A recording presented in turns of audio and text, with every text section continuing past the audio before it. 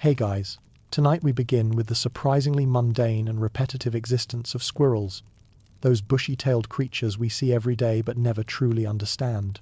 While cartoons make them seem adventurous and clever, the reality is being a squirrel is mind-numbingly boring. So before you get comfortable, take a moment to like the video and subscribe, but only if you genuinely enjoy what I do here, and let me know in the comments where you're tuning in from and what time it is for you. It's always fascinating to see who's joining us from around the world. Now dim the lights, maybe turn on a fan for that soft background hum, and let's ease into tonight's journey together. You've been awake for maybe 3 weeks now, and the nest has started to feel less like a cozy sanctuary and more like a cramped studio apartment shared with your increasingly obnoxious siblings. The world beyond the carefully woven twigs calls to you with the irresistible appeal of literally anywhere else.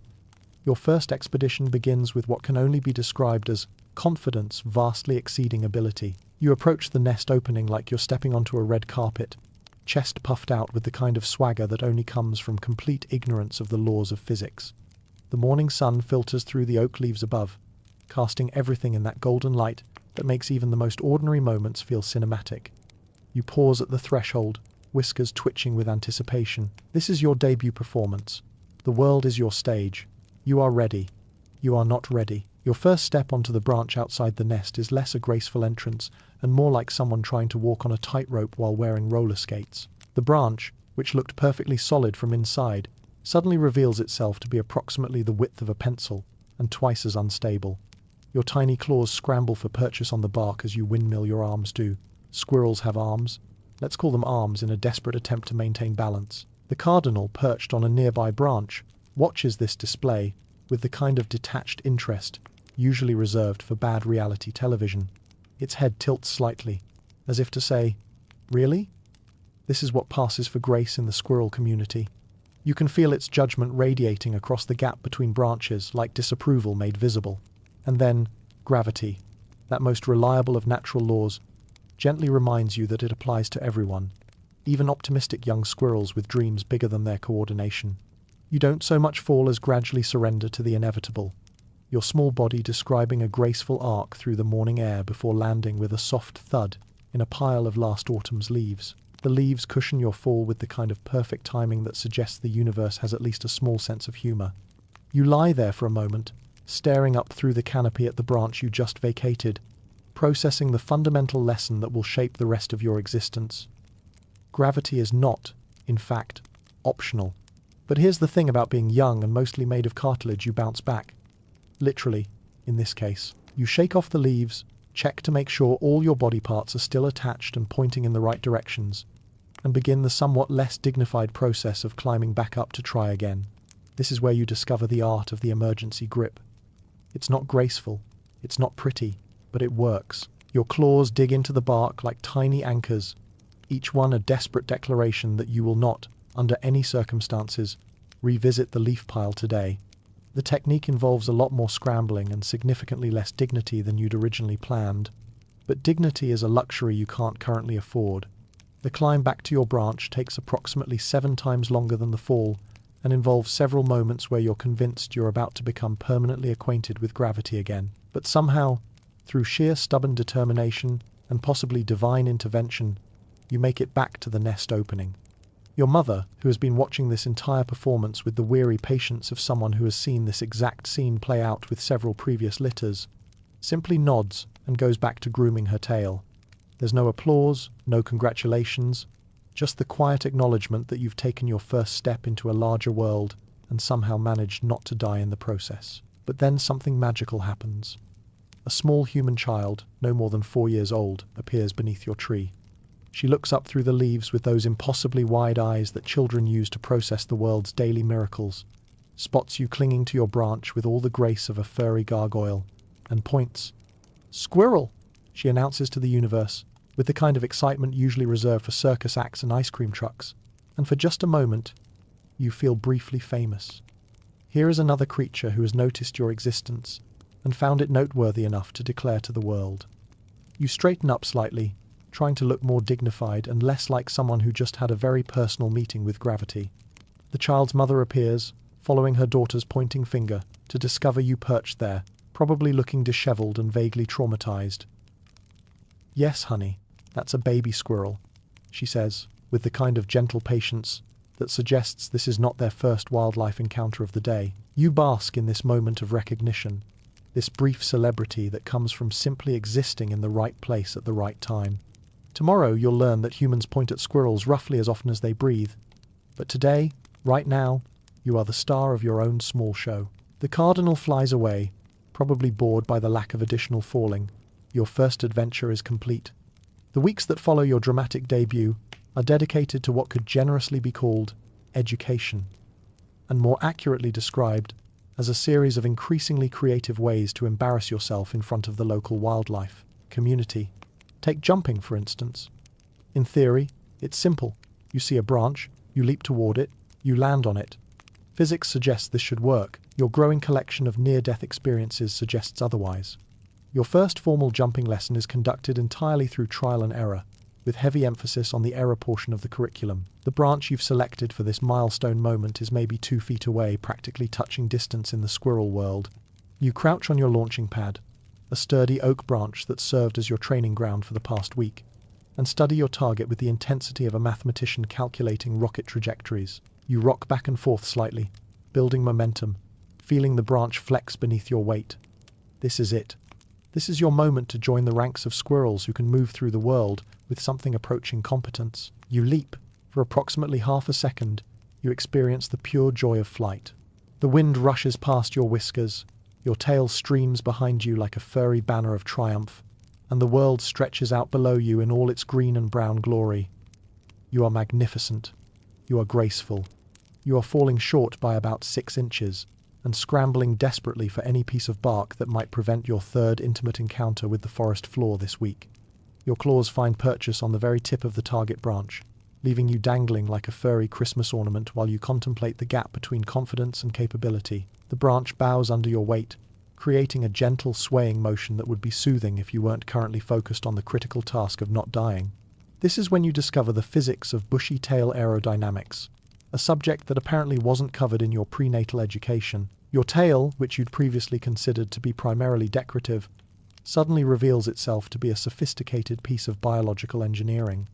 It spreads wide as you dangle, creating drag and stability, helping you swing your legs up to finally achieve a proper grip on the branch. Who knew? Your tail isn't just for looking dramatic during territorial disputes, it's actually functional. This revelation feels like discovering that your appendix can do your taxes. Over the following days, you develop a grudging respect for the complex calculations involved in successful tree navigation. Branch thickness matters. Wind speed is a factor. The age and flexibility of your target landing zone can mean the difference between a graceful arrival and another unscheduled meeting with the ground. You begin to read tree bark like a roadmap of tiny highways, learning to identify the sturdy branches from the decorative ones that exist solely to test the judgment of overconfident squirrels. The oak's bark is rough and reliable, offering good grip even when wet. The maple's smooth surface requires a more careful approach. The birch tree in the neighbor's yard is basically nature's way of keeping your ego in check, beautiful to look at, treacherous to navigate. Each branch tells its own story. The thick ones with deep bark furrows are the interstate highways of the tree world, fast, reliable, designed for heavy traffic. The smaller branches are your side streets, requiring more care but offering access to the really good nut-hiding spots. The tiny twigs at the very ends are like walking on tightropes, suitable only for emergency escapes and showing off to younger squirrels who don't know better. You practice reading these natural road signs during your daily exploration periods, building a mental map of safe routes and dangerous shortcuts. The branch that looks perfectly sturdy but harbors a hidden weak spot becomes a landmark to avoid. The seemingly precarious twig that's actually anchored to a solid connection becomes a secret route that other squirrels haven't discovered yet. Your technique gradually evolves from desperate scrambling punctuated by brief periods of controlled falling to something that could almost be called graceful if you squint and don't look too closely. You learn to gauge distances, to factor in your momentum, to use your tail not just for balance but for fine-tuned course corrections mid-flight. The breakthrough comes on a Tuesday morning in late spring, when the leaves have filled out enough to make the canopy feel like a green cathedral. You're attempting what has become your daily challenge. A jump from the oak to the maple that requires clearing about 4 feet of empty air and landing on a branch roughly the width of your body. You've failed this jump 7 times. Today feels different. You crouch, Feel the familiar flex of the branch beneath you, and study your target with the focused intensity you've developed over weeks of spectacular failures. The morning light filters through the leaves just right, casting your landing zone in that perfect visibility that makes everything seem possible. You leap. This time, everything clicks. Your trajectory is perfect, your form is solid, your tail provides exactly the right amount of aerodynamic assistance. You sail through the air with something approaching grace, and land squarely on your target branch with a soft thud that sounds like victory. You pause there for a moment, savoring your first truly successful branch-to-branch navigation. The morning breeze ruffles your fur, the maple leaves whisper approval around you, and you feel, for perhaps the first time in your young life, genuinely competent. Your celebration is witnessed by absolutely no one. The cardinal has moved on to more interesting entertainment. Your siblings are still asleep, and the humans are all inside drinking coffee and preparing for their own daily challenges. But sometimes, the best victories are the ones you celebrate alone, in the quiet moments when you realize you've crossed some invisible threshold from completing competence to merely regular incompetence. It's a small step, but it's yours. With your basic transportation needs somewhat sorted, you turn your attention to the more pressing matter of not starving to death. This proves to be more complicated than your instincts had suggested. The world, it turns out, is full of brown objects that look suspiciously like food, but have varying degrees of actual nutritional value. Your first lesson in the complex art of nut identification comes courtesy of what appears to be a perfectly good acorn, but reveals itself to be a small decorative pine cone that tastes like disappointment and tree sap. You spend a good 5 minutes trying to crack it open with your tiny teeth, convinced that persistence will eventually reveal the nutty center that surely must exist inside. The pine cone remains stubbornly inedible, and you eventually abandon it with the kind of frustrated dignity that comes from realizing you've been outsmarted by a plant. Your mother, observing this display of culinary confusion, drops down to your level with a real acorn clutched in her jaws. She sets it down in front of you, with the patient air of someone beginning a very long educational process. This, she indicates through a series of chittering sounds and demonstrative gestures, is food. The brown thing you were just gnawing on in futile determination was not food. The distinction, she seems to suggest, is important. Your first real acorn is a revelation in the way that all first experiences tend to be overwhelming, slightly confusing, and not quite what you expected. The shell is harder than you anticipated, requiring a specific technique involving wedging it between your teeth and applying pressure in just the right way. Too much force, and you'll launch the whole thing into the bushes. Too little, and you'll spend the morning wearing your jaw out on an impenetrable shell. When you finally crack it open, the nut inside is tough, slightly bitter, and somehow still better than anything you've ever tasted. It has substance, heft, the kind of satisfying density that speaks to deep nutritional wisdom coded into your DNA. This, your instincts whisper with sudden clarity, is what you've been designed to eat. You spend the better part of the morning working through that single acorn, learning the rhythm of crack, extract, chew, swallow, that will become as fundamental to your existence as breathing. Each bite is a small victory, a confirmation that you're beginning to figure out this whole survival thing. But acorns, while reliable, are not the only items on the forest floor menu. Your expanding world holds other treasures, and it doesn't take long for you to discover the neighborhood bird feeder. Congratulations, you found the local buffet. The bird feeder hangs from a metal pole in the backyard of the house, with the patient elderly woman who seems to spend most of her day watching the world through her kitchen window. It's a cylindrical contraption, filled with what appears to be the most concentrated source of edible goodness you've ever encountered.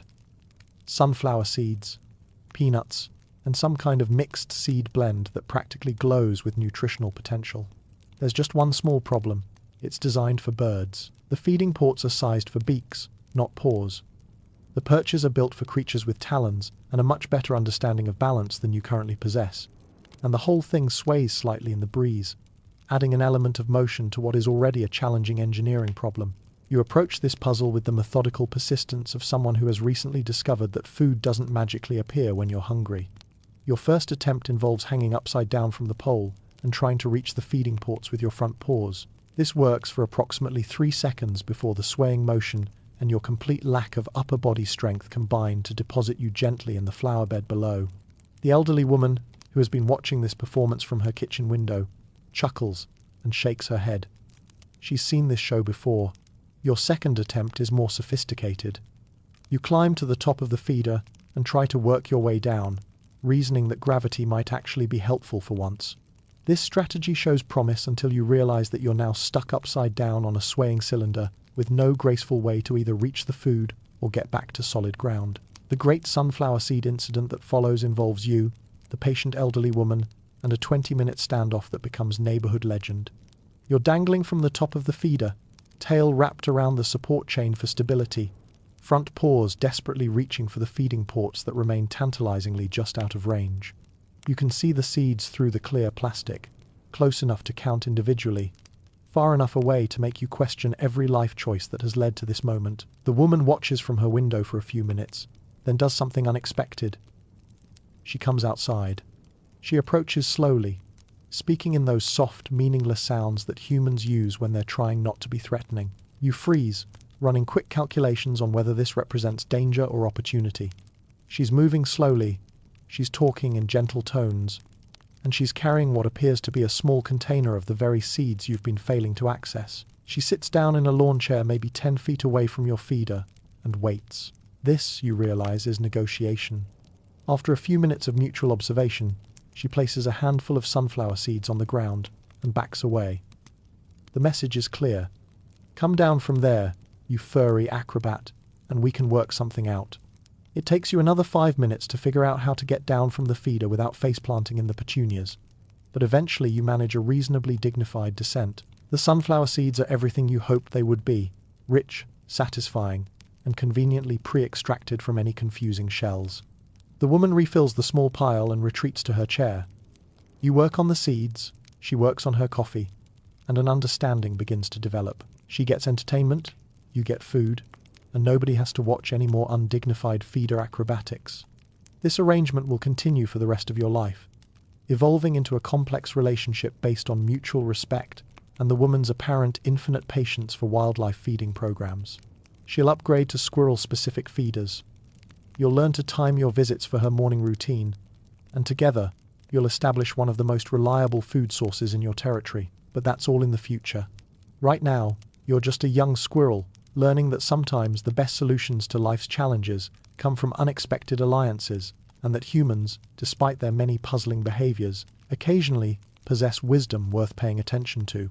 Your comfortable routine of acorn gathering and bird feeder diplomacy receives its first serious interruption on a Tuesday morning when you discover that not every creature in your expanding world is as tolerant of your existence as the elderly woman with the sunflower seeds. You're practicing your branch-to-branch navigation in the maple tree, working on a particularly challenging route that requires a series of quick jumps between increasingly narrow branches when something orange and predatory emerges from the bushes below. This is your introduction to cats, and the feeling appears to be mutual. The cat, a well-fed orange tabby, with the kind of confident swagger that speaks to a life of regular meals and comfortable naps, spots you approximately the same moment you spot it. For a few seconds, you regard each other with the kind of mutual assessment that happens when two species meet, and immediately understand that their relationship is going to be complicated. The cat's pupils dilate slightly. Its tail begins to twitch with what you instinctively recognize as predatory interest. And somewhere deep in your genetic programming, ancient alarm bells begin to sound with the urgent message. This creature has opinions about your existence, and those opinions are not favorable. Your first instinct is to freeze, which turns out to be exactly the wrong response. The cat interprets your stillness as either fear or stupidity, both of which it finds encouraging. It crouches slightly, shifting its weight to its rear legs in the universal preparation for a pounce, and you realize that your comfortable morning routine is about to become significantly more exciting than you'd planned. What follows is less a chase scene and more an educational demonstration in the respective climbing abilities of cats versus squirrels. The cat launches itself at the base of your tree with impressive athleticism and complete confidence in its plan. You, meanwhile, scramble higher with the kind of desperate efficiency that comes from suddenly understanding that your life depends on your ability to reach branches too thin to support anything heavier than a squirrel. The cat makes it approximately 6 feet up the trunk before discovering one of the fundamental limitations of feline architecture. Cats are better at going up than coming down. It clings to the bark with all 4 sets of claws, looking suddenly less predatory and more confused, while you observe from the safety of a branch that would bend like a fishing rod under its weight. By the time you've mastered the basic skills of not dying on a daily basis, you begin to develop what could generously be called ambition. The world, which had previously seemed like an overwhelming collection of obstacles designed to test your commitment to continued existence, now starts to look like real estate. You need a tree. Not just any tree, your tree. A place where you can store your growing collection of half-buried nuts, conduct your daily grooming routine without interference from judgmental cardinals, and generally establish yourself as a squirrel of substance and property ownership. The selection process involves more strategy than you'd initially expected. Location, as the humans say, is everything. Though in your case, it's location, location, and location. Mostly just location, really, since your criteria are refreshingly simple. Close to food sources, defensible against other squirrels, and structurally sound enough to support both a nest and your increasingly confident jumping technique. You spend several days conducting what could be called market research if you were inclined toward real estate terminology. The massive oak where you were born offers familiarity and good branch architecture, but it's also prime territory that your mother still considers her domain. The maple in the next yard has excellent sun exposure and proximity to the bird feeder buffet, but the branches are spaced in a way that makes rapid escape routes limited. The elm at the corner of the block is perfectly positioned between 3 different human food sources, but it's also in the territory of a much larger grey squirrel, who has made it clear that newcomers are not welcome. You eventually settle on a medium-sized oak about 50 yards from your birth tree, close enough to familiar territory to feel safe, far enough away to avoid daily maternal supervision. It's not the most glamorous property in the neighborhood, but it has good bones, sturdy branches arranged in a sensible pattern, multiple escape routes, decent sight lines for predator observation, and a convenient fork about 20 feet up that's perfect for nest construction. The only problem is that you're not the first squirrel to notice these advantages. The process of establishing territorial claims involves what can only be described as the sophisticated technique of aggressive chittering. This is diplomacy conducted entirely through a combination of body language, vocalization, and strategic positioning that would make professional negotiators weep with envy. Your first challenger is a young female squirrel roughly your age, who has apparently been eyeing the same tree with similar intentions. She arrives on the scene the morning after you've begun preliminary nest construction, tail bristled with the kind of righteous indignation that comes from discovering someone else has claimed the apartment you'd been planning to rent. What follows is a 20-minute standoff that plays out like a nature documentary about territorial disputes. If nature documentaries were written by someone with a background in absurdist theatre, you position yourself on what you consider to be the primary branch of your chosen fork, tail fluffed to maximum volume to project an image of size and determination. She takes up residence on a parallel branch, maybe 6 feet away, adopting a similar posture of aggressive confidence. The chittering begins a complex exchange of clicks, chatters, and what can only be described as tiny squirrel insults. The conversation, translated roughly into human terms, goes something like this. This is my tree. No. This is my tree. I was here first. I don't see your name on it. I'm bigger than you. Are not. Am too. Prove it. The proof portion involves a series of increasingly elaborate threat displays that would be genuinely intimidating if either of you weighed more than a pound. Tail fluffing reaches maximum capacity. Strategic positioning on the most impressive branches demonstrates climbing prowess. Acrobatic leaps showcase athletic ability and general territorial worthiness. Eventually, you reach the kind of compromise that allows both parties to save face while acknowledging practical realities. She gets the eastern side of the tree, which offers better morning sun and closer access to the neighbor's garbage cans. You get the western side, which has superior bird feeder access and better sightlines toward the maple tree you're already considering as a secondary territory expansion. The boundaries are established through a combination of scent marking and mutual understanding that crossing into each other's designated areas will result in renewed chittering negotiations, possibly escalating to actual chase scenes if diplomatic solutions prove insufficient. But your new neighbor turns out to be the least of your territorial challenges. Within a week of establishing your claim, you discover that you've inadvertently positioned yourself at the intersection of what can only be described as a very small but very complicated geopolitical situation.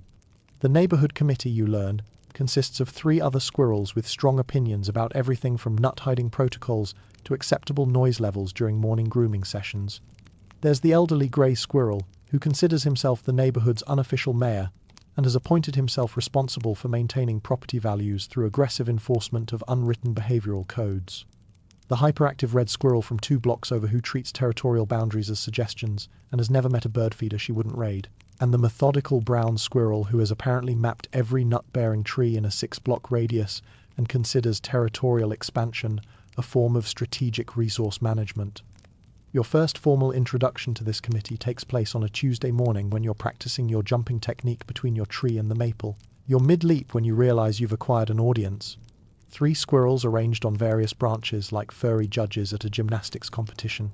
The conversation that follows covers topics ranging from acceptable territorial boundaries to proper protocols for bird feeder access scheduling. You learn that there are rules unwritten, constantly changing, and apparently known to everyone except you. The bird feeders operate on a rotation system. The good nut hiding spots have been claimed through a combination of traditional use rights and strategic positioning, and newcomers are expected to demonstrate their commitment to neighborhood stability through a probationary period of good behavior and territorial respect. The politics of park bench negotiations prove to be particularly complex.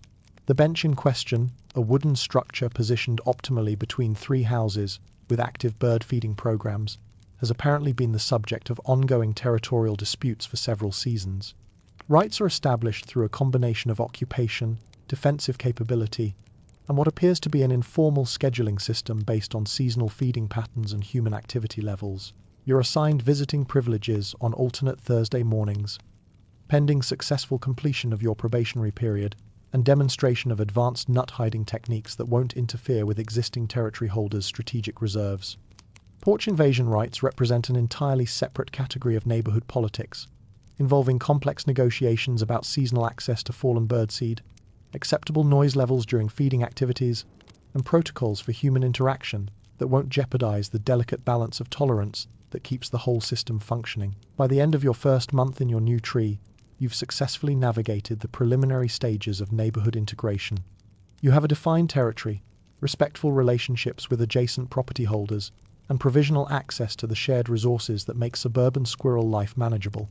Your tree is officially your tree, complete with a properly constructed nest, strategically positioned nut caches, and the kind of territorial confidence that comes from knowing you've found your place in the small but complex world of neighborhood wildlife politics. It's not glamorous, but it's yours. Living in your own tree comes with the responsibility of managing your own survival, and it doesn't take long to discover that nature operates on a seasonal schedule that requires different strategies, depending on what the weather is doing to your world. Spring arrives like someone turning up the volume on everything. One day you're huddled in your nest wondering why you didn't store more nuts during the fall, and the next day the world explodes into a festival of green growth, bird activity, and the kind of relentless optimism that makes every morning feel like a promise of abundance. Everything is growing, which sounds like good news until you realize that growing requires energy, and energy requires food, and suddenly you're constantly hungry in a way that makes your previous understanding of hunger seem quaint and understated. The trees begin budding with the enthusiasm that suggests they've been planning this transformation all winter. New leaves unfurl with the tender green of fresh possibilities, and with them come opportunities you hadn't considered during the lean months, when survival was mostly about making your stored nuts last until something better came along. You discover that tree buds are actually edible, not just edible, but surprisingly nutritious and conveniently located right outside your front door. The maple buds have a slightly sweet flavor that suggests the tree is putting serious energy into this whole spring growth project. The oak buds are more substantial, with the kind of hearty satisfaction that helps fill the gap between your dwindling winter stores and the abundance that everyone keeps promising will arrive once the growing season gets properly established. But spring hunger isn't just about calories. It's about the kind of deep, cellular craving that comes from spending months living off stored fat and cached nuts. Your body wants fresh food with the desperate intensity of someone who has been surviving on canned goods all winter and suddenly remembers what fresh vegetables taste like. The humans, bless their predictable hearts, respond to spring with an enthusiasm for yard work that creates opportunities you hadn't anticipated. Gardens get planted, bird feeders get refilled with fresh seed, and somewhere around the 3rd week of the season, they begin leaving doors and windows open in a way that makes indoor food sources theoretically accessible to a squirrel with sufficient determination and flexible ethics. You don't immediately become a house burglar, but you file the information away for future reference. Summer arrives like a reprieve from cosmic joke of spring hunger.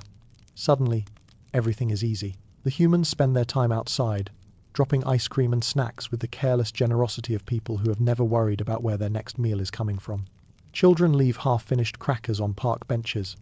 Adults spill potato chips during outdoor lunches. The elderly woman with the bird feeders upgrades to a premium seed blend that makes every meal feel like a celebration. This is when life feels manageable, when the daily challenge shifts from find enough calories to survive to decide which of several available food sources deserves your attention today. Your territory, which felt precarious and hard-won during the lean months, now seems like a small empire of abundance, strategically positioned at the intersection of multiple human food distribution systems. You develop what could be called a summer routine: morning patrol of the primary territory, midday rest in the shaded sections of your oak, afternoon exploration of secondary food sources, evening return to base for grooming and strategic planning. It's the kind of schedule that allows for leisure activities like extended sunbathing, unnecessary acrobatic displays, and the development of increasingly sophisticated bird feeder infiltration techniques. The bird feeders, which had been survival necessities during spring, now become entertainment centers where you can practice your developing skills while maintaining optimal nutrition levels. You experiment with different hanging positions, test the structural limits of various feeder designs, and generally conduct the kind of recreational feeding that's only possible when you're not desperately worried about your next meal. But summer's abundance comes with its own responsibility. The knowledge that this plenty is temporary, and that somewhere in your genetic programming, ancient wisdom is beginning to whisper about the importance of preparation. Fall arrives with the subtlety of an air raid siren, and suddenly your inner prepper awakens with the kind of focused intensity that transforms your entire approach to daily life. The great hoarding begins. This isn't the casual nut collection you've been practicing all summer. This is strategic resource accumulation, conducted with the desperate efficiency of someone who understands that winter is coming, and that survival depends on making the right decisions about storage, location, and long-term resource management. Every acorn becomes a critical asset. Every walnut represents future calories that might mean the difference between comfortable survival and genuine hardship. You develop a complex mental mapping system that tracks not just where you've buried your caches, but their relative nutritional value, accessibility under various weather conditions, and strategic importance to your overall winter survival plan. The neighborhood politics shift as every squirrel enters the same seasonal preparation mode. Territorial boundaries, which had been relatively relaxed during summer's abundance, suddenly become matters of serious resource security. Good nut hiding spots are defended with renewed vigor. The rotation schedule for prime feeding locations becomes more strictly enforced. Everyone is storing, everyone is planning, and everyone is secretly worried that they're not storing enough. You work with the kind of focused determination that would be impressive if it weren't driven by pure survival instinct. Dawn to dusk, you're moving, collecting, transporting, burying, mapping, and constantly calculating whether your accumulation rate is keeping pace with the seasonal timeline that's ticking away toward winter with inevitable precision. Your oak tree becomes the center of a complex storage network that extends throughout your territory and beyond. Primary caches near the base of your home tree for easily accessible emergency rations, secondary storage sites distributed strategically across the neighborhood for backup security, tertiary hiding spots known only to you, insurance against the possibility that other squirrels might discover your main supply lines. By the time the first leaves begin changing color, you've buried more nuts than you can accurately count, distributed across dozens of locations, according to a mental map that will need to sustain you through the months when fresh food becomes scarce, and survival depends on the quality of your autumn preparation. Winter, when it finally arrives, brings with it the kind of clarity that comes from discovering whether your planning was adequate or whether you're about to spend several months learning some very uncomfortable lessons about resource management. You spend most of your time wondering why you didn't hoard more aggressively. The problem isn't that you didn't work hard enough during the fall you did. The problem is that winter hunger is a different kind of hungry than anything you experienced during your spring education. It's the persistent, nagging awareness that every calorie counts, that every nut you dig up from your carefully mapped caches represents a finite resource that can't be replaced until spring returns with its promise of renewal. Your daily routine shifts to match the season's demands. Mornings are for strategic cache retrieval, digging through snow and frozen ground to access the nuts you buried with such systematic care during the fall. Afternoons are for conserving energy, huddled in your nest with the kind of focused inactivity that represents intelligent resource management rather than laziness. The bird feeders, which had been recreational activities during summer's plenty, once again become critical infrastructure. The elderly woman with the premium seed blend becomes your most important diplomatic relationship, worth maintaining through careful timing and the kind of non-threatening behavior that encourages continued human cooperation. But winter also brings unexpected pleasures. The neighborhood is quieter, with most of the other squirrels following similar energy conservation strategies. Your territory feels more spacious, less contested, offering the kind of peaceful solitude that allows for reflection and long-term planning without constant social negotiation. Snow transforms the landscape into something entirely new, a world of clean lines and simplified geography that makes navigation both more challenging and more beautiful. Your oak tree, bare of leaves, reveals its architecture in a way that summer's green abundance had hidden. Each branch stands out clearly against the sky, creating a roadmap of possibilities for spring expansion and improved territorial organization. And on the really cold days, when the wind cuts through your fur and the ground is too frozen for practical foraging, there's something almost meditative about the enforced stillness. Time moves differently in winter. Each day is shorter, but each day survived is a small victory worth acknowledging. By the time the first hints of spring begin appearing, longer days, slightly warmer afternoons, the occasional optimistic bird beginning to consider nest construction, you've successfully navigated your first complete seasonal cycle. Your storage strategy worked well enough to see you through the lean months. Your territorial choices proved sound. Your relationships with both neighbors and humans remained stable throughout the challenging period. You've learned to read the subtle signs that indicate seasonal transitions, to plan ahead for resource scarcity, and to balance immediate needs against long-term survival requirements. These are the skills that separate successful squirrels from those who spend their lives reacting to circumstances rather than preparing for them. Spring, when it returns, feels less like a surprise and more like a reward for competent seasonal management. Living in an established neighborhood means navigating the complex web of relationships that form when territorial creatures are forced to share limited resources while maintaining their individual dignity and survival needs. Your education in squirrel social dynamics begins with the squirrel next door, who has managed to turn finding food into what appears to be either an art form or the world's most irritating magic trick. Her name, if squirrels had names, would probably be something like "always gets there first," or possibly "how does she know?" She's a sleek brown squirrel roughly your age, with the kind of confident efficiency that suggests she's never had to wonder where her next meal was coming from. More importantly, she seems to possess some kind of supernatural ability to locate the good nuts before anyone else realizes they exist. You first notice this phenomenon during your second week of independent territory management. You're conducting your morning patrol, checking the usual spots where nuts tend to accumulate under the oak trees, along the fence line where the humans walk their dogs, near the park bench where elderly visitors sometimes bring snacks for the wildlife. Every single spot you visit shows clear evidence of recent squirrel activity, but not your activity. Small holes in the ground where nuts have been excavated, scattered shell fragments from acorns that have been professionally cracked and consumed, the telltale signs of systematic foraging conducted with military precision, leaving behind only the scraps that weren't worth the effort of transportation. And always, the lingering scent that identifies the perpetrator, your neighbor, conducting what appears to be a strategic resource extraction operation that runs approximately 30 minutes ahead of your own schedule. This goes on for a week before you finally catch her in action.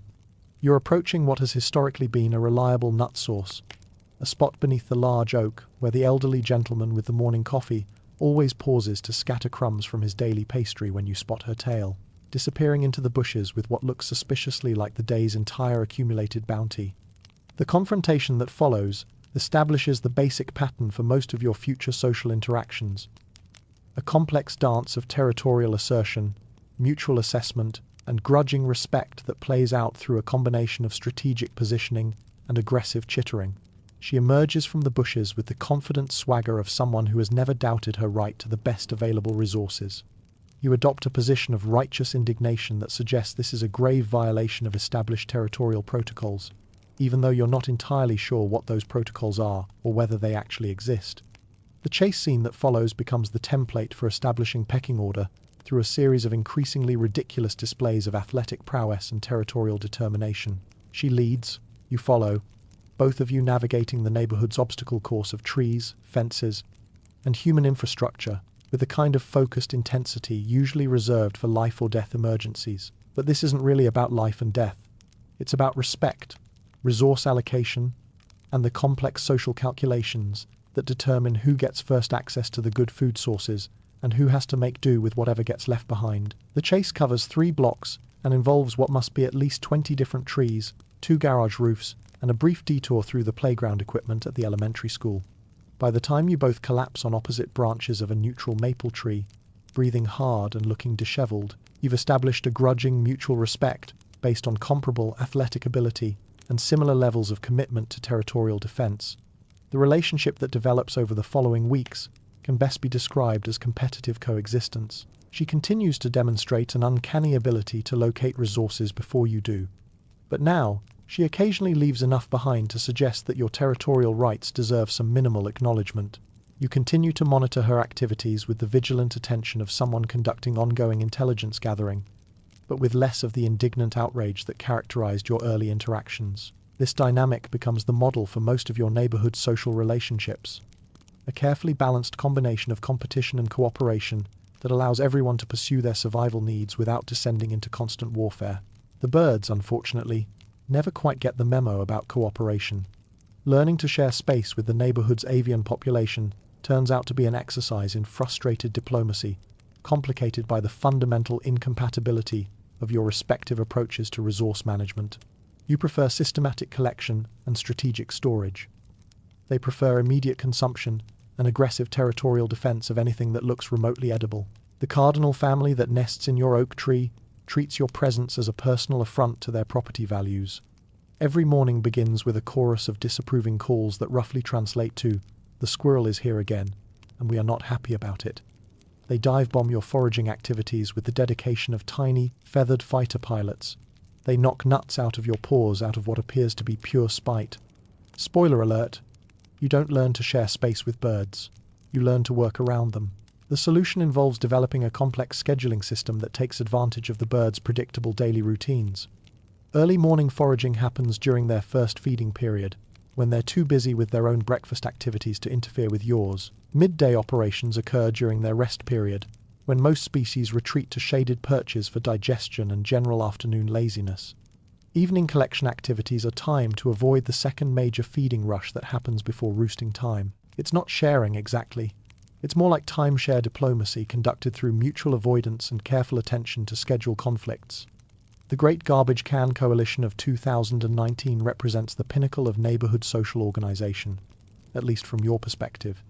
It begins when you discover that the human's weekly garbage collection routine creates a predictable window of opportunity for resource acquisition that's too valuable for any single squirrel to manage effectively. The collaboration starts accidentally. You're conducting reconnaissance on the promising-looking garbage cans that get wheeled to the curb every Tuesday morning, when you encounter 2 other squirrels apparently engaged in similar intelligence gathering activities. Instead of the usual territorial chittering and chase scene protocols, someone you're never quite sure who makes the radical suggestion that cooperation might be more profitable than competition. What follows is a brief but successful experiment in collaborative resource extraction that involves coordinated lid lifting, systematic bag exploration, and equitable distribution of discovered treasures.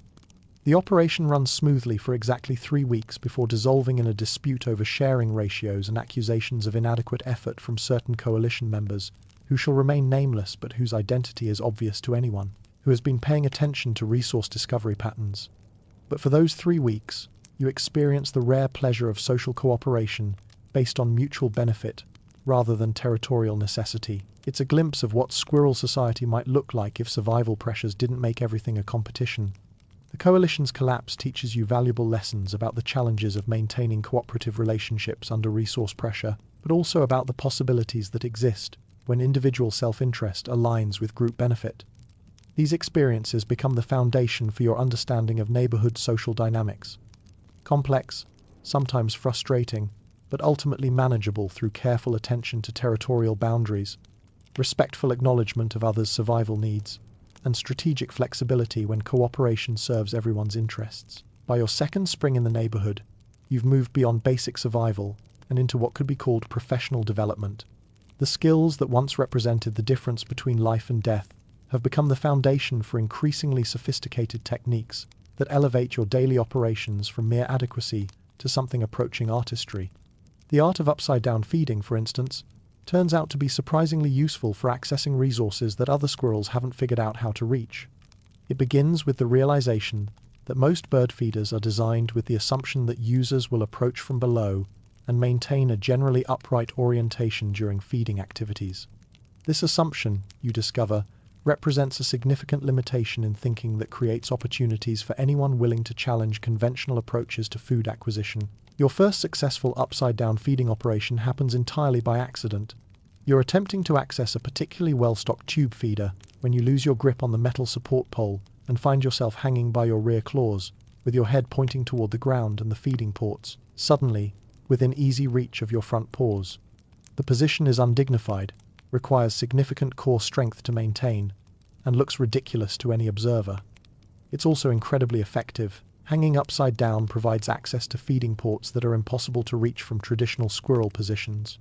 It allows you to brace against the feeder's structure for stability while using both front paws for efficient seed extraction. Most importantly, it's sufficiently unusual that other squirrels haven't figured out how to compete for the same resources using the same technique.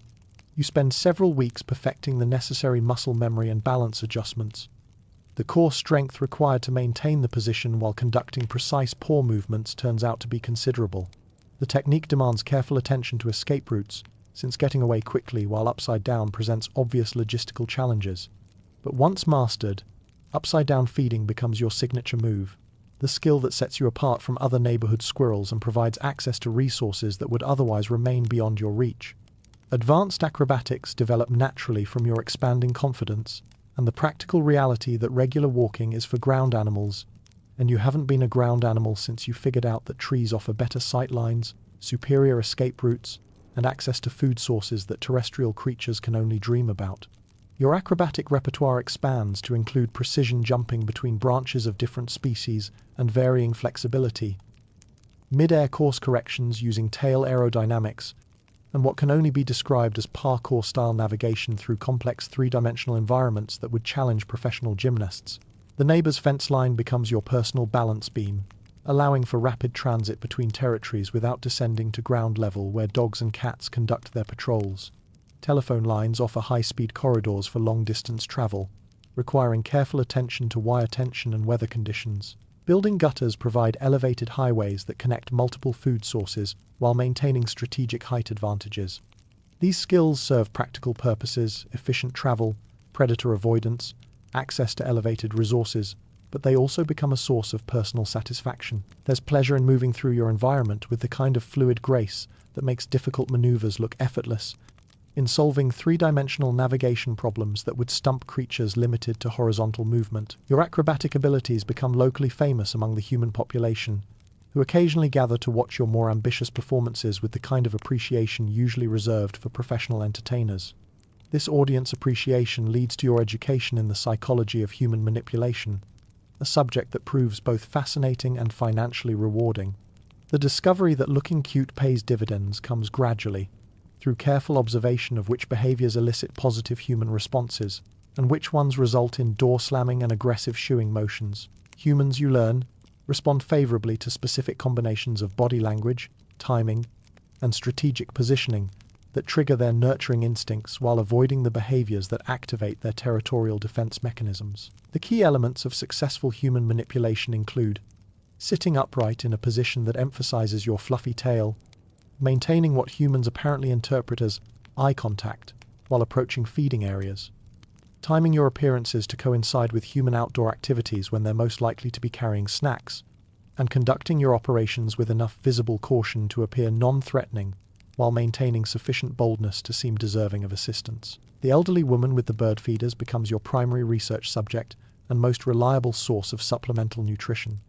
Through careful experimentation, you determine that approaching her feeding stations while she's visible through her kitchen window results in significantly better seed distribution than attempting to access the same resources when she's absent.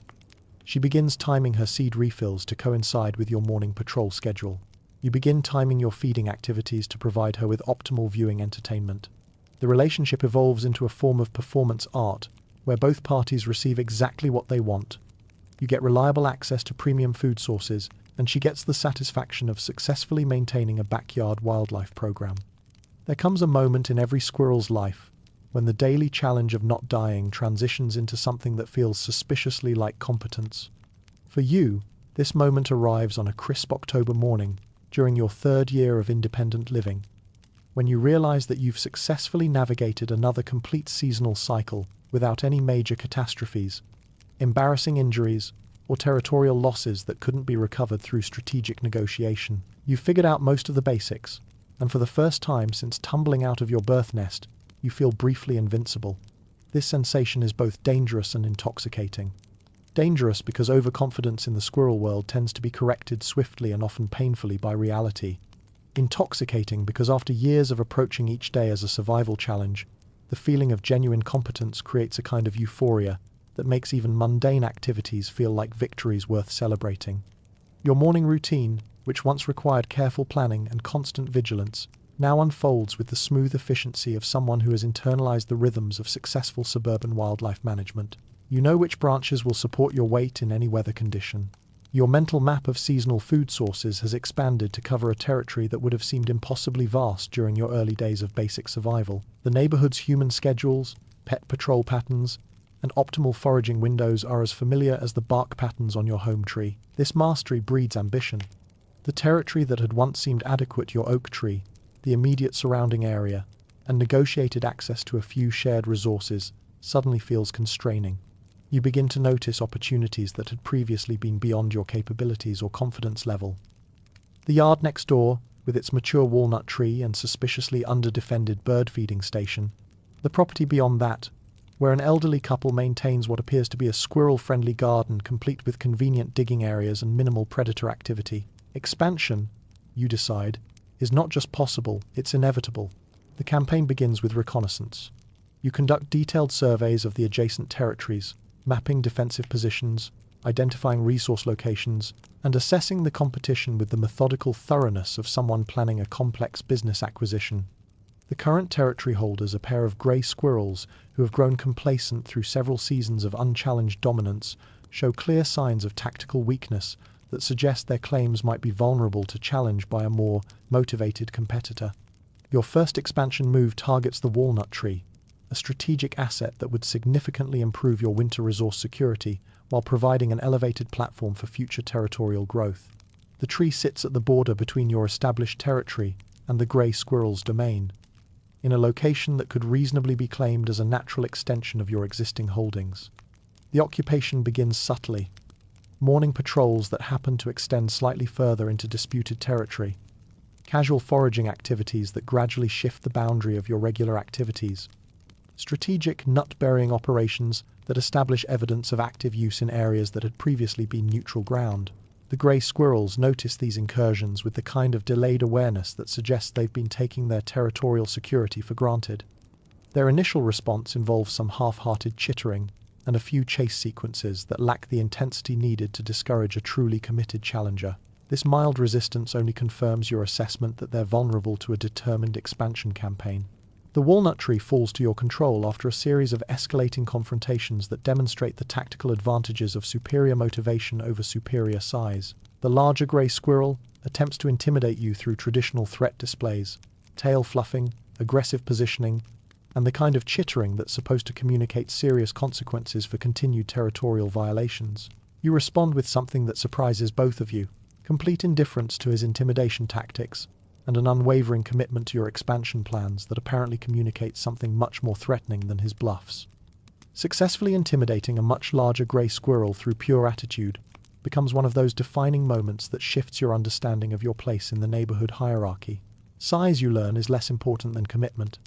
Aggression without follow-through is just noise. And sometimes, the willingness to completely ignore someone else's threats is the most powerful threat of all.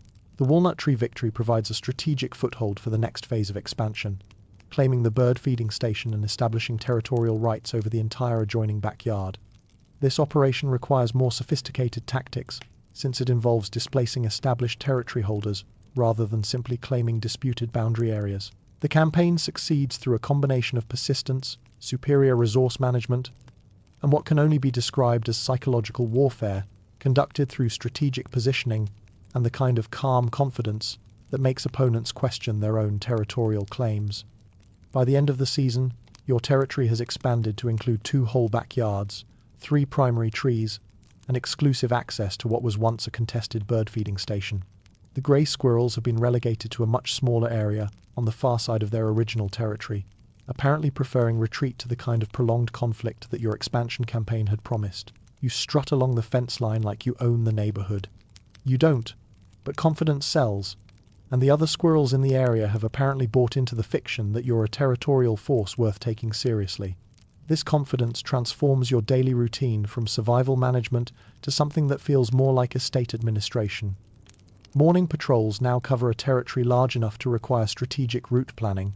Your collection of nut caches has expanded to include multiple backup storage networks, distributed across different property holdings. The bird feeding stations within your territory operate according to schedules that accommodate your preferences, rather than the other way around. The elderly woman, who had been your primary diplomatic contact during the early years of territory establishment, now treats you as a neighborhood fixture, worthy of specialized accommodations. She times her seed refills to coincide with your feeding schedule. She positions new feeders in locations that provide optimal access for your particular combination of acrobatic skills and feeding preferences. Your relationship with the local human population shifts from tolerated wildlife to something approaching valued neighborhood resident. Children point you out to their friends as the squirrel that lives in our yard. Adults modify their gardening activities to avoid disturbing your seasonal storage operations. Even the postal worker who had once considered you a minor nuisance now acknowledges your territorial claims with respectful deference to your established right-of-way along the fence line. This recognition feels like validation of your strategic decisions and tactical abilities, but it also carries the weight of increased responsibility. A larger territory requires more sophisticated management. Multiple resource sites demand careful attention to seasonal variations and competitive pressures. The reputation that opened doors for territorial expansion also creates expectations for maintaining the kind of consistent performance that justifies your expanded holdings. But these are good problems to have the challenges of success rather than survival. Your morning surveys of expanded territory, your strategic decisions about resource allocation and storage, your negotiations with neighboring wildlife over boundary issues and shared access rights, these activities feel less like desperate, scrambling, and more like the kind of purposeful work that comes from knowing you're operating from a position of strength. The confidence phase represents the peak of your individual achievement, the period when your personal capabilities align perfectly with environmental opportunities to create the kind of success that makes expansion feel not just possible but inevitable. You are, for this brief and golden period, exactly as competent as you think you are. Spring arrives during your 4th year with the usual explosion of growth and possibility, but this time, something feels different about the seasonal transformation. The other squirrels in your expanded territory, who had previously registered as competition, territorial challenges, or occasionally useful allies in resource management, suddenly seem less annoying and more interesting. This shift in perspective comes as something of a surprise. You'd been so focused on territorial expansion and resource optimization that the social aspects of neighborhood life had been relegated to purely strategic considerations. Other squirrels were problems to be solved, boundaries to be negotiated, or potential threats to be managed through careful diplomacy and occasional intimidation. But spring hormones, it turns out, have their own agenda that doesn't necessarily align with your carefully planned territorial management strategies. The change begins subtly. The female squirrel, who had been your primary competitor for the premium bird feeding station, the one with the uncanny ability to locate the best resources before anyone else figured out they existed, starts looking less like a resource management problem and more like someone with genuinely impressive foraging skills that might be worth getting to know better.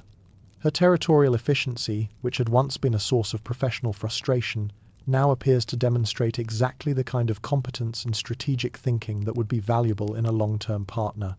Her ability to maintain optimal nutrition while managing a territory roughly equivalent to your own suggests compatibility in terms of lifestyle expectations and resource management philosophy. The courtship process, however, proves to be significantly more complicated than territorial expansion. The mating dance, when you finally work up the courage to initiate it, turns out to be part chase scene, part aerial acrobatics, and entirely awkward in ways that your previous life experience had not adequately prepared you for. The established protocols for territorial negotiation, strategic positioning, aggressive chittering, and tactical intimidation prove to be entirely inadequate for communicating romantic interest. Your first attempt at courtship involves what you intend to be an impressive display of territorial holdings and resource management capabilities. You lead her on a comprehensive tour of your expanded territory, pointing out strategic features like the walnut tree, the premium bird feeding stations, and some of your more sophisticated nut storage locations. The tour, from your perspective, demonstrates successful territorial expansion, superior resource security, and the kind of long-term planning capabilities that would make you an attractive partner for any squirrel interested in stable, well-managed domestic arrangements. From her perspective, apparently, it looks like someone showing off while completely missing the point of spring's social interactions. Her response involves a series of increasingly complex chase sequences that seem designed to test your athletic abilities, strategic thinking, and commitment to pursuing this relationship despite the obvious communication challenges you're both experiencing. The chases cover most of your combined territories, involving obstacles that require your full repertoire of acrobatic skills and several new techniques that you develop on the spot out of pure determination not to lose sight of her during the more challenging segments of the pursuit. These athletic demonstrations gradually evolve into something that could generously be called conversation, conducted through a combination of chase scene variations, strategic positioning games, and what eventually becomes a complex form of show and tell, involving your respective resource management achievements. The brief courtship that follows involves showing off your best nut hiding spots, which turns out to be both more intimate and more practical than you'd expected. Revealing the locations of your primary storage caches represents a significant level of trust, since this information could theoretically be used against you in future resource competition scenarios. But sharing these secrets also demonstrates your confidence in the relationship's long-term prospects and your willingness to integrate your individual survival strategies into a more collaborative approach to territorial management.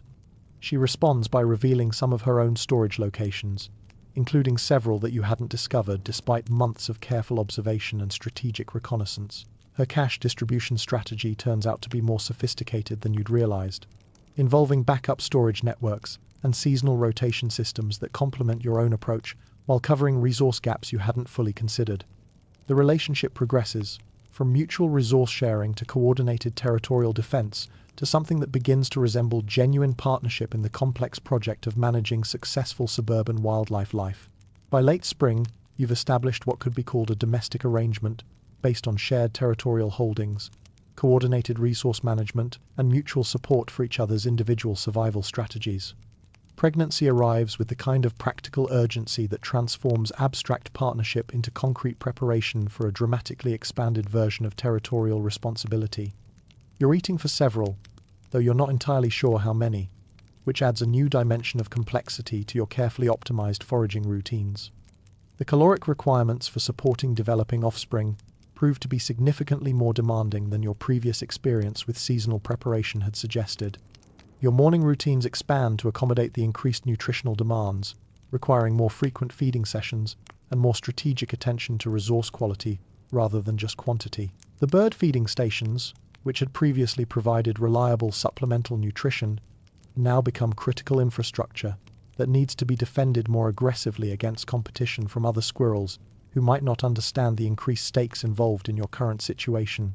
Territory security, which had been important for general survival and comfort purposes, suddenly becomes essential for protecting not just your own welfare, but the welfare of offspring, who will depend entirely on your ability to maintain stable resource access throughout their early development period.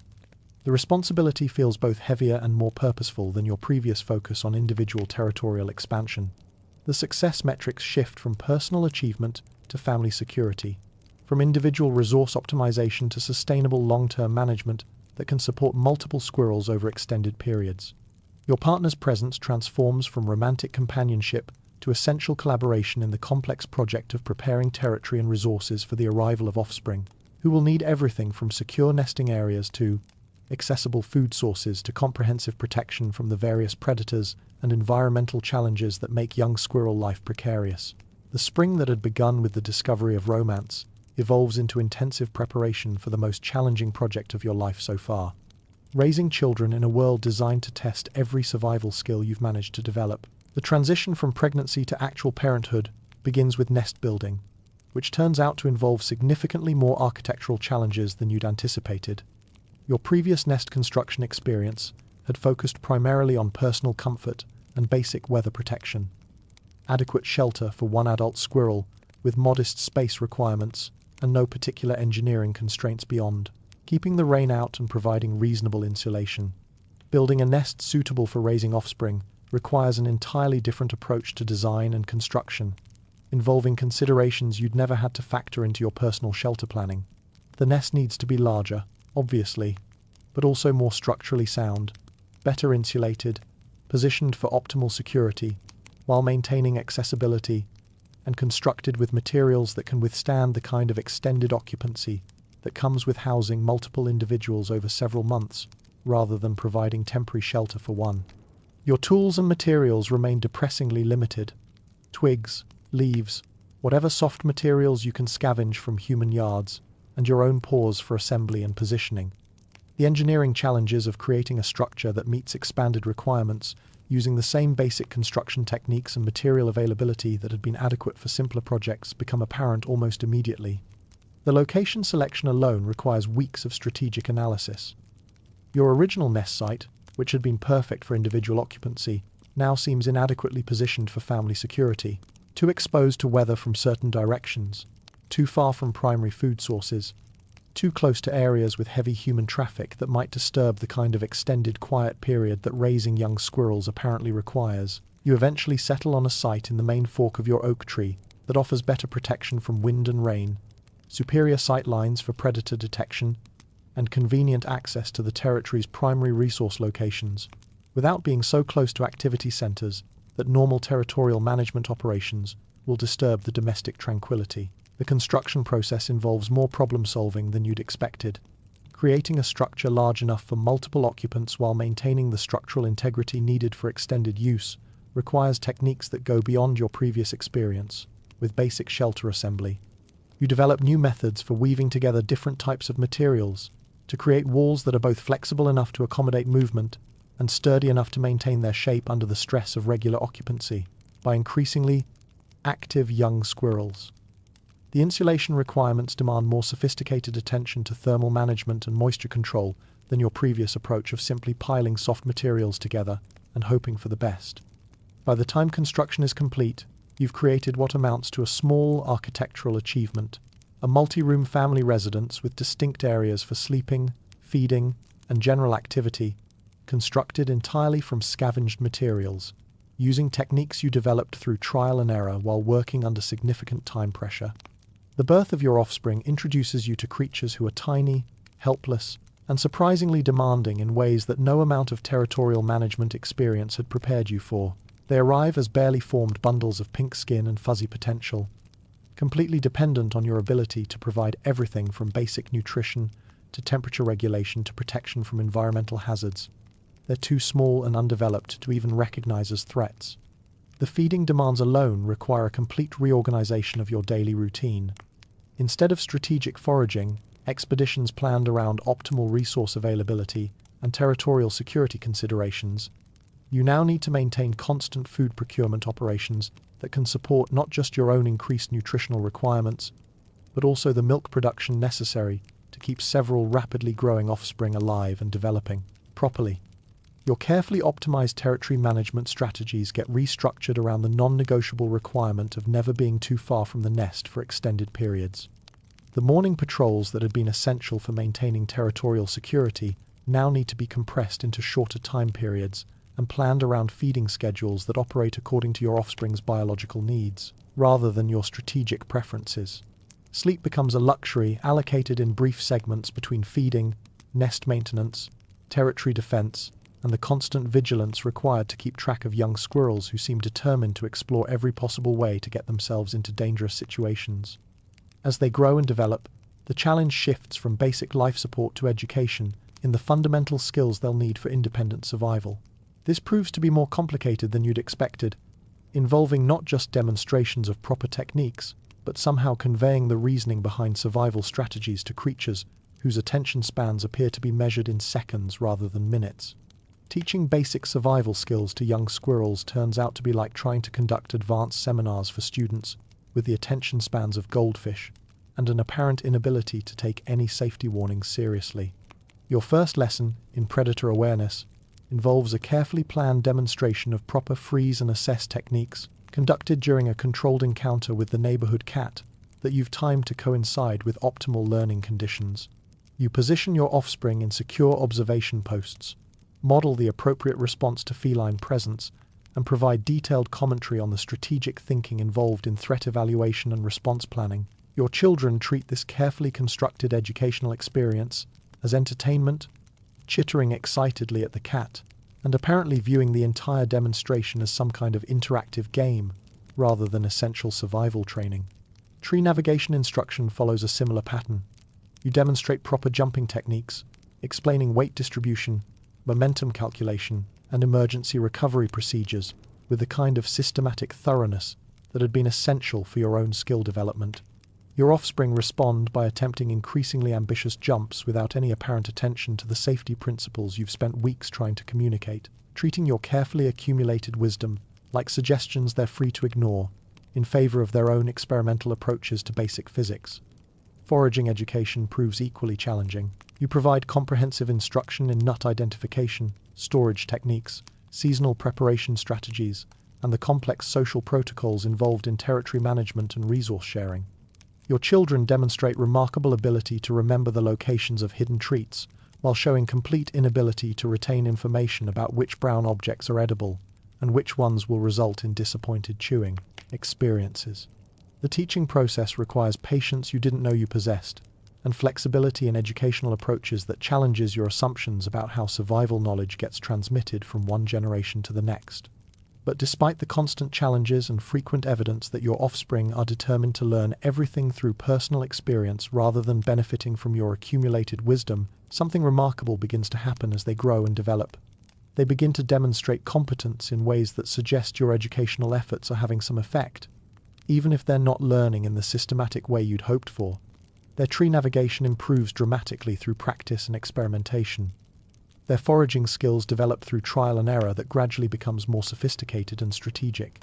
Most importantly, they begin to show signs of the kind of independent thinking and problem-solving capability that will be essential for their survival once they leave your territory to establish their own. Your children treat your carefully accumulated wisdom like suggestions rather than requirements, but they're developing the ability to make their own survival decisions based on their individual assessment of risks and opportunities. By the end of their first season, they've grown from helpless bundles of dependency into recognizably competent young squirrels, capable of basic independent survival, ready to begin their own journey through the challenges and opportunities of suburban wildlife life.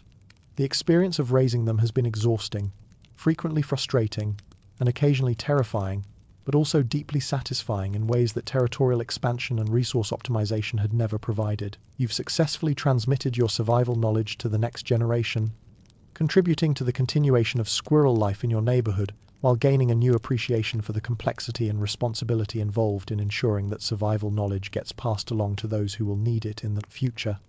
By the end of your first successful parenting season, you find yourself running what can only be described as a small empire consisting of 3 trees, a bird feeder, and the kind of territorial authority that comes from having successfully managed expansion, resource optimization, family responsibilities, and neighborhood politics without any major catastrophic failures.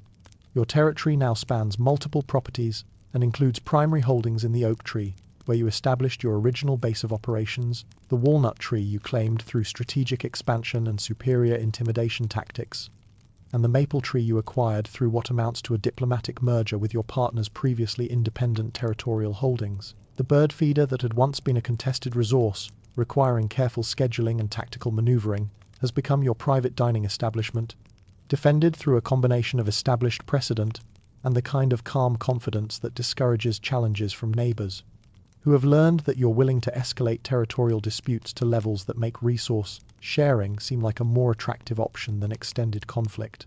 This territorial portfolio provides the foundation for sophisticated resource management strategies that go far beyond the basic survival techniques you'd started with.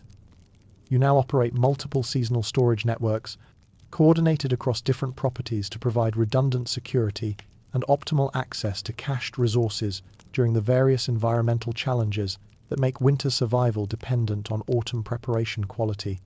Your nut storage operations have evolved into what could be called a distributed logistics system, involving primary storage sites for bulk resource accumulation, secondary sites positioned for convenient access during different seasonal conditions, and tertiary backup locations known only to you and positioned to provide emergency resources in case your main storage networks get compromised by discovery, theft, or environmental disasters.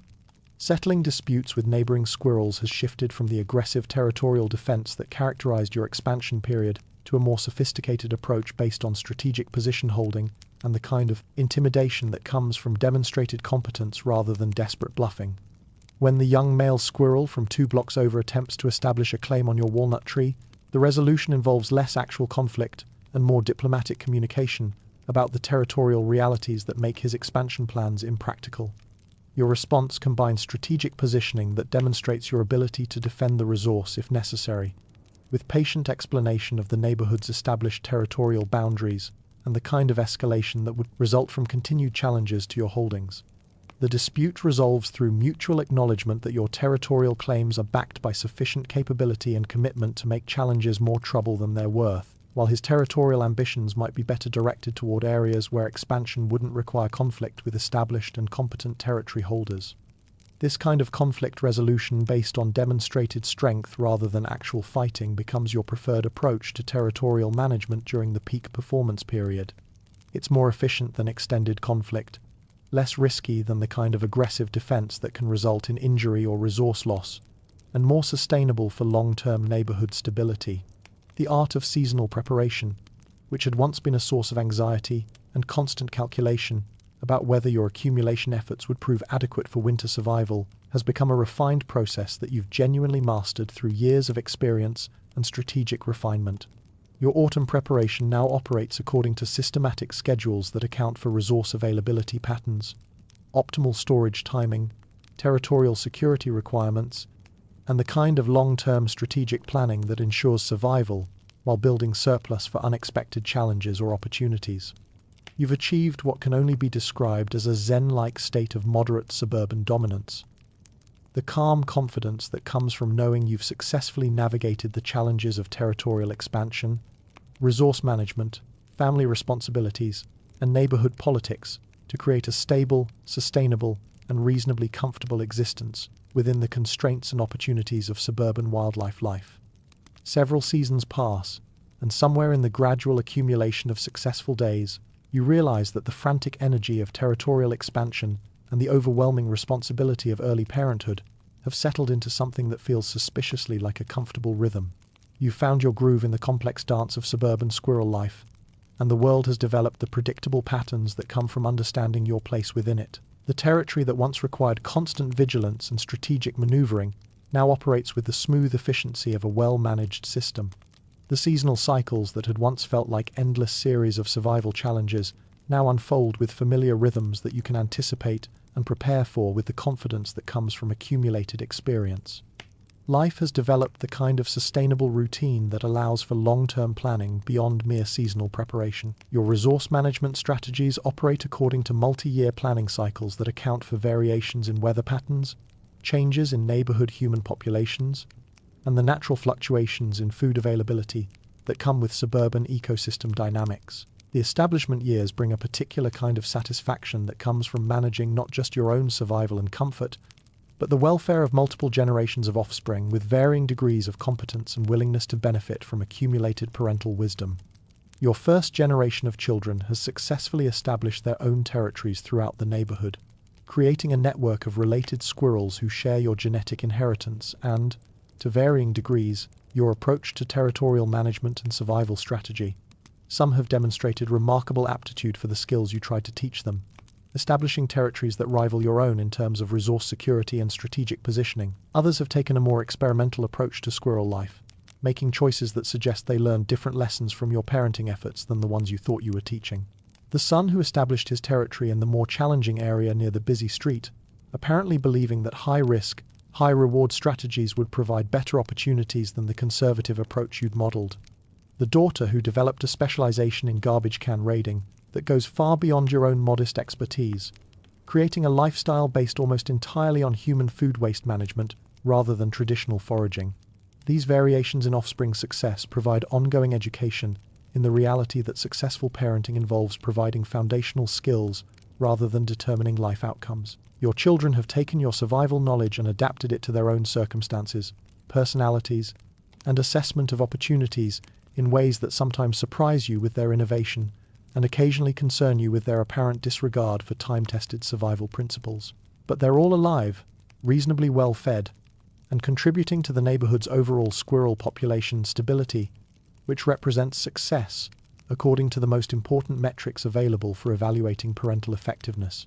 Your second generation of offspring, the children produced during your mature years with the benefit of accumulated parenting experience, demonstrate the advantages of refined educational techniques and more sophisticated resource security.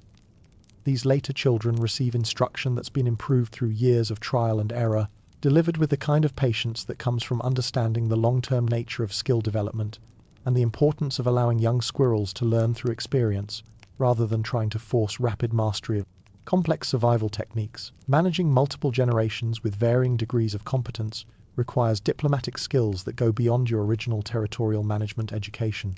Family dynamics, you discover, involve negotiations that are simultaneously more important and more complicated than the territorial disputes that had once seemed like the ultimate test of your strategic thinking abilities. Mediating between siblings with conflicting territorial ambitions, providing resources and support for offspring facing challenges beyond their current capability level, and maintaining family cohesion while respecting individual independence. These responsibilities require a more sophisticated understanding of squirrel social dynamics than anything you'd needed for your own survival and territorial expansion. But the establishment years also provide the deep satisfaction that comes from watching your accumulated knowledge and strategic thinking contribute to the success of the next generation. When your eldest son successfully defends his territory against a much larger competitor, using intimidation techniques that clearly reflect your own approach to conflict resolution, the pride you feel goes beyond personal achievement into something that feels like genuine legacy building. You've become the local expert on human behavior and garbage can schedules, a specialization that developed gradually through years of careful observation, but now represents a form of neighborhood expertise that other squirrels seek out for consultation and advice. Your understanding of human patterns goes far beyond the basic scheduling information that helps with bird feeder access optimization. You can predict changes in household routines based on subtle indicators like altered morning departure times, weekend activity patterns, and seasonal variations in yard maintenance schedules. You know which houses are likely to produce the best seasonal food opportunities, which humans are most tolerant of squirrel presence, and which properties are worth avoiding due to aggressive pet policies or inhospitable territory holders. The garbage can expertise represents a more specialized form of knowledge that combines understanding of human waste disposal patterns with practical techniques for accessing discarded food resources safely and efficiently. You know which neighborhoods have the most productive garbage collection schedules, which types of containers are most easily accessed, and which kinds of discarded materials are worth the effort of extraction versus those that represent wasted energy for minimal nutritional return. This expertise gets consulted regularly by younger squirrels who lack the experience needed for efficient human-adjacent resource management. Your consultations cover topics ranging from optimal timing for garbage exploration to techniques for avoiding the various hazards associated with human food waste, from territorial considerations involved in accessing resources outside your home territory to diplomatic protocols for managing competition with other scavengers. The role of neighborhood expert provides a form of purpose and social relevance that goes beyond your own survival and territorial maintenance needs.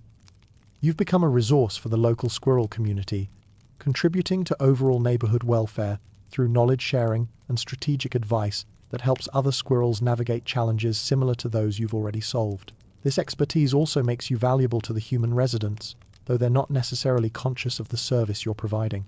Your presence serves as a kind of informal wildlife management system that helps maintain the balance between human activities and the neighborhood's animal populations. You discourage more problematic wildlife through territorial occupation, provide education to younger animals through example and direct instruction, and generally contribute to the kind of stable coexistence that makes suburban wildlife management successful for both species.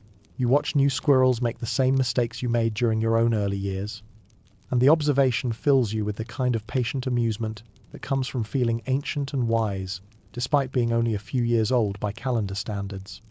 The young male who attempts to claim territory too close to the aggressive cat's preferred hunting area, despite obvious evidence that the location presents predator challenges that outweigh its resource advantages.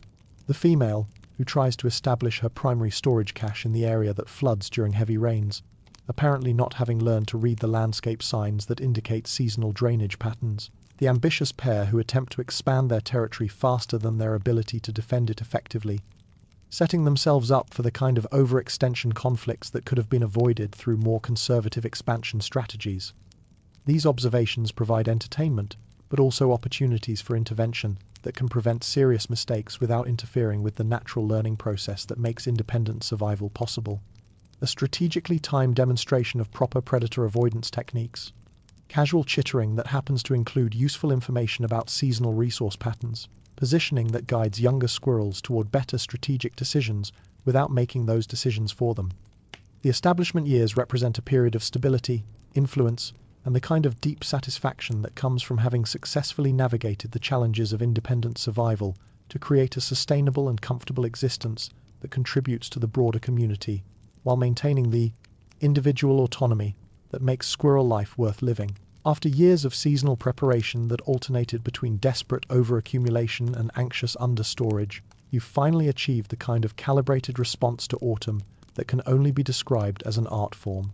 Fall preparation has evolved from the frantic hoarding of your early independent years into a sophisticated operation that reflects deep understanding of seasonal resource patterns, storage location optimization, and the precise calculations needed to ensure winter survival without wasting energy on unnecessary surplus accumulation. You know exactly how much to store, and more importantly, you understand the complex variables that influence that calculation from year to year.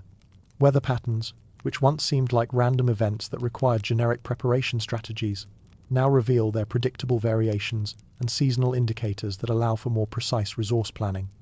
You can read the subtle signs that indicate whether the coming winter will require additional storage buffer, or whether standard preparation levels will provide adequate security with energy left over for other activities.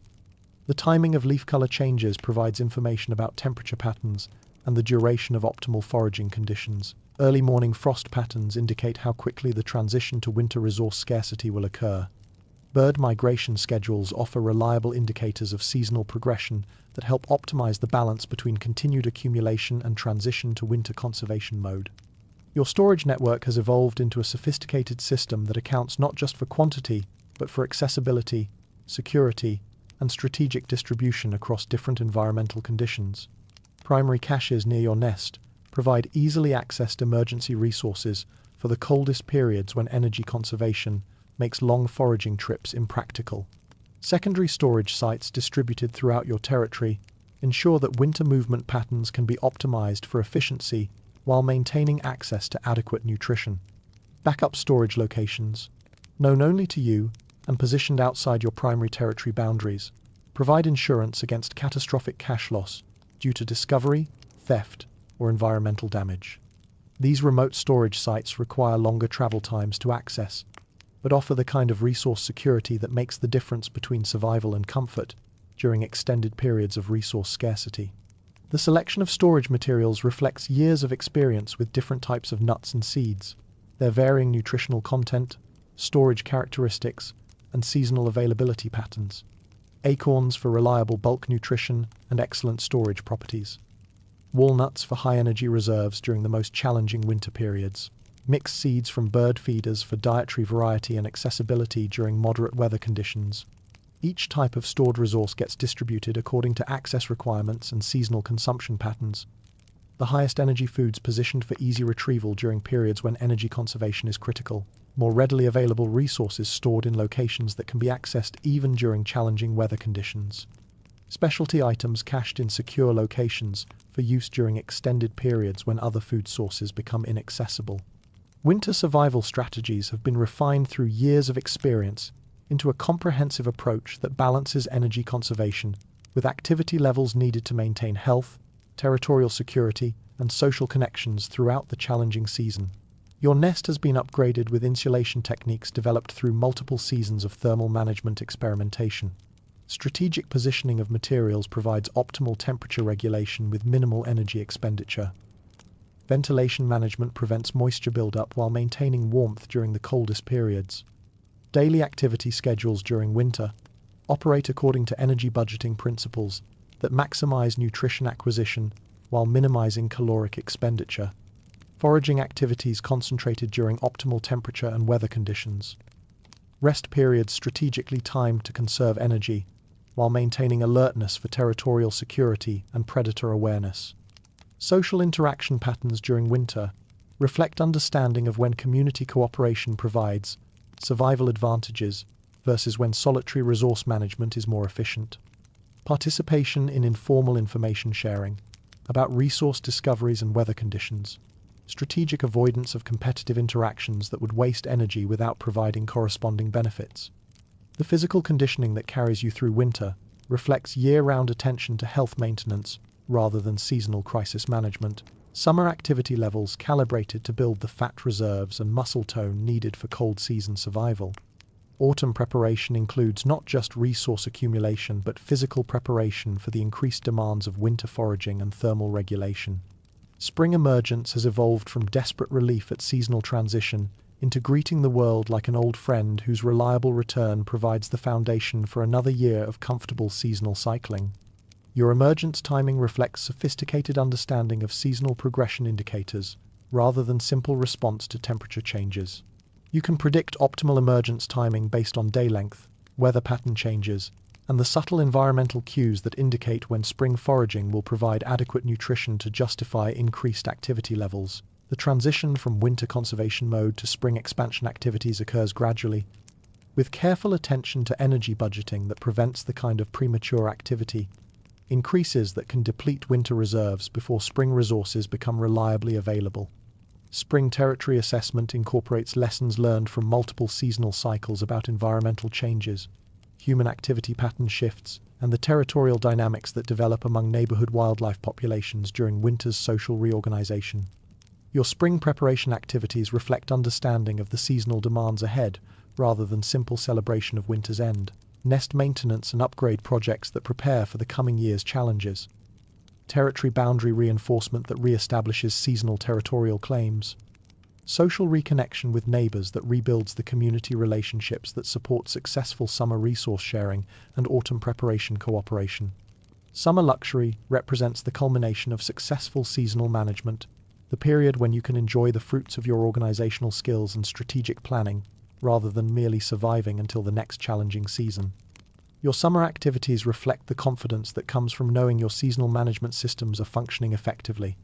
Leisure time for extended sunbathing sessions in optimal locations. Energy available for unnecessary but enjoyable acrobatic displays. Social activities that provide community connection beyond mere survival cooperation. Resource management during summer focuses on maintaining optimal nutrition and health rather than desperate accumulation. Strategic exploitation of seasonal abundance that builds reserves for autumn preparation, while allowing for the kind of comfortable daily life that makes survival worthwhile. The seasonal rhythm that emerges from this mastery provides a foundation for long-term life satisfaction that goes beyond mere survival success. Each season brings its own challenges and rewards, but within a framework of competent management that makes the transitions predictable and manageable, rather than sources of constant anxiety about whether your preparation efforts will prove adequate. You've achieved the kind of seasonal expertise that allows you to operate with confidence through environmental changes that once represented existential challenges, creating space for attention to the broader aspects of squirrel life that make survival worthwhile.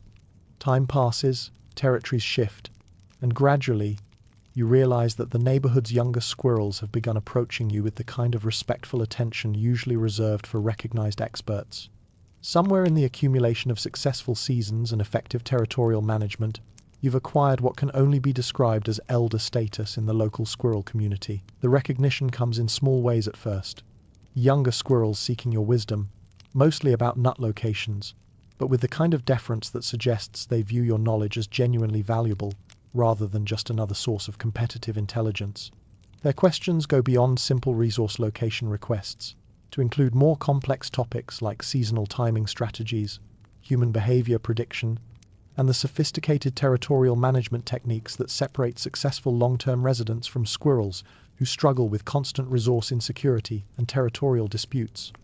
You find yourself providing consultation on matters ranging from optimal nest construction techniques to diplomatic protocols for managing conflicts with established territory holders.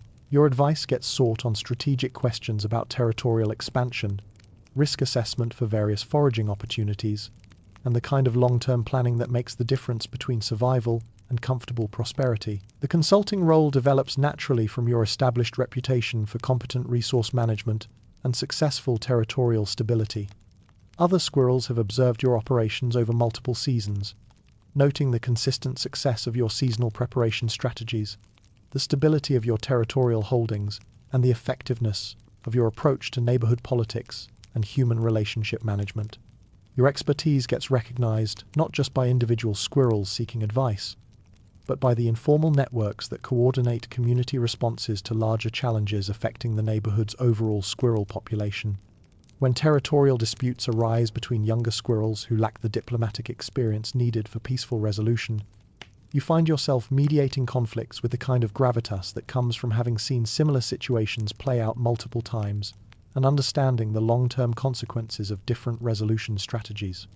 Your mediation approach reflects years of experience with the underlying causes of territorial disputes and the practical solutions that address those causes, rather than just managing their symptoms. You can identify when conflicts stem from genuine resource scarcity versus territorial ambition, when they reflect inexperience with neighborhood protocols versus genuine incompatibility between competing parties, and when they require formal intervention versus allowing natural resolution through established competitive processes. The mediation role provides opportunities to share knowledge about conflict resolution strategies that younger squirrels haven't yet had occasion to develop through their own experience. Techniques for de-escalating aggressive confrontations through strategic positioning and communication. Methods for identifying mutually acceptable compromises that address underlying resource needs while respecting established territorial claims. Your interventions focus on education rather than enforcement, providing guidance that helps younger squirrels develop their own diplomatic capabilities rather than creating dependency on external authority for conflict resolution. This educational approach proves effective because it addresses the root causes of many territorial disputes. Inexperience with the complex social dynamics that make neighborhood coexistence possible, and lack of understanding about the long-term consequences of different strategic choices. Your opinion carries weight in local squirrel politics not because of any formal authority structure, but because of demonstrated competence in the areas that matter most for successful community life: resource management, territorial stability, conflict resolution, and the kind of strategic thinking that benefits both individual welfare and community stability. The informal influence operates through consultation and advice, rather than direct control, allowing you to contribute to community welfare while maintaining the individual autonomy that makes squirrel life sustainable over the long term. Your political involvement focuses on issues that affect community stability and resource security, coordinating responses to environmental challenges that impact multiple territories, sharing information about changes in human behavior patterns that affect neighborhood resource availability, and providing guidance about seasonal strategies that benefit overall community welfare. The elder status brings recognition for contributions to community welfare that go beyond individual territorial success.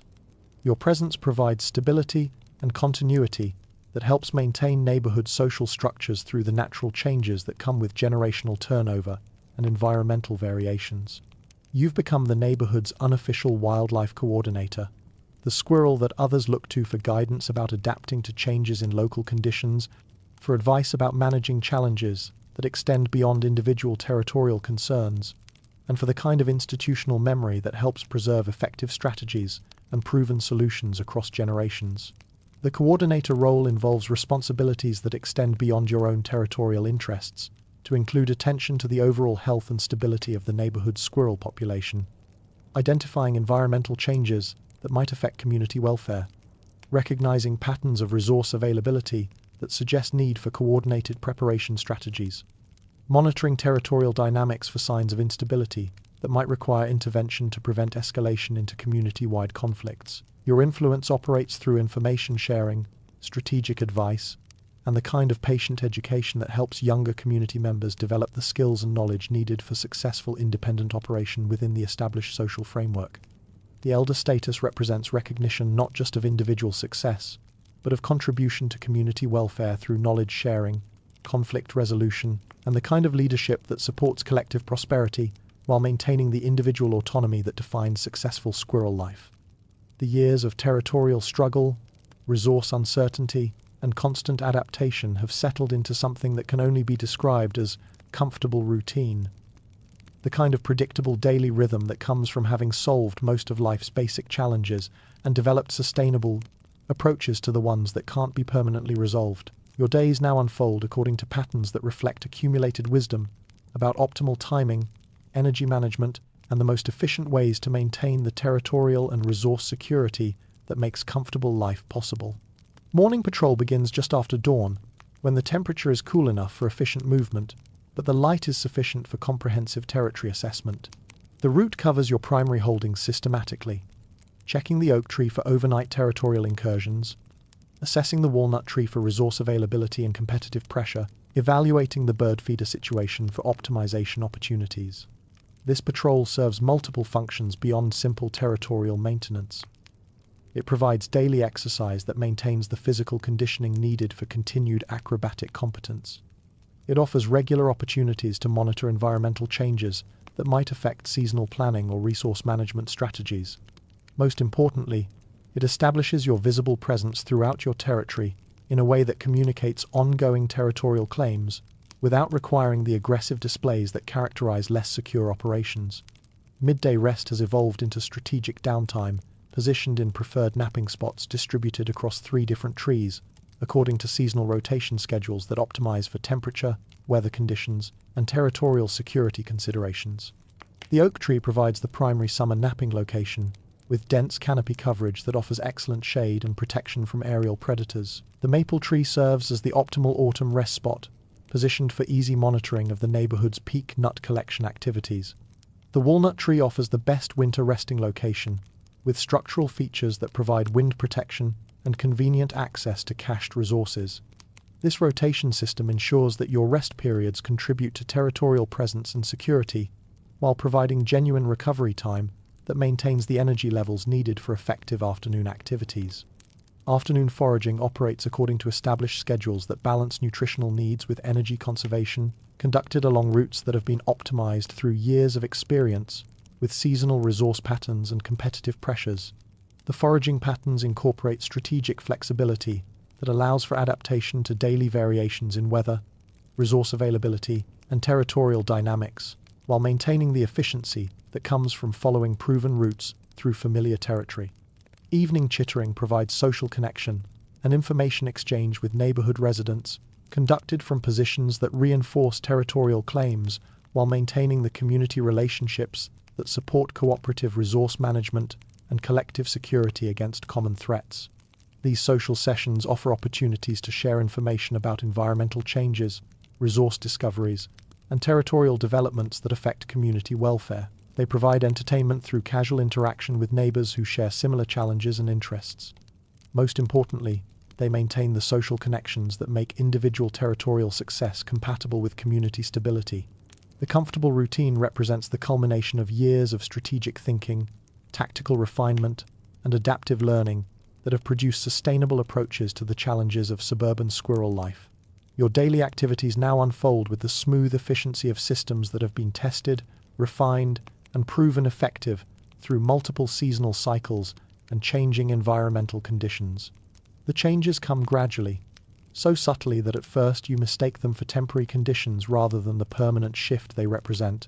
Your joints, which had carried you through years of acrobatic territorial management with reliable precision, begin to remind you that jumping between trees isn't quite as effortless as it used to be. The morning stiffness that once disappeared with a few stretches now lingers longer, requiring more deliberate warm-up activities before you can move with the fluid grace that had once been automatic. The landings that used to absorb effortlessly now jar slightly, demanding more careful calculation of distance and impact forces. You adjust your routes to favor shorter jumps between sturdier branches, trading efficiency for sustainability in a way that reflects practical wisdom rather than declining capability.